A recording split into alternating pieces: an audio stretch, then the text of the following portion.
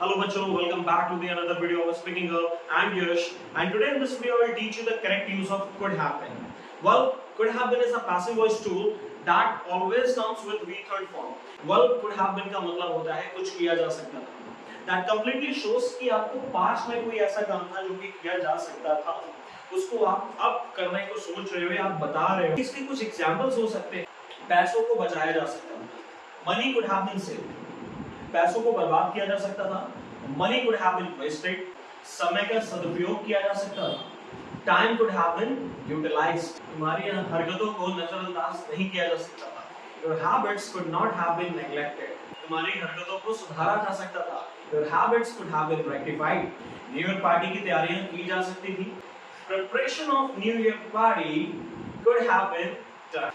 कबीर सिंह बार-बार देखी जा सकती थी. Kabir Singh could have been watched again and again. English बोली जा सकती थी. English could have been spoken. If you are enjoying this video, please subscribe this channel and like this video. Share with your friends. At the end of this video, you will receive a test series to check your understanding. Please drop your answers on comment section to check your understanding.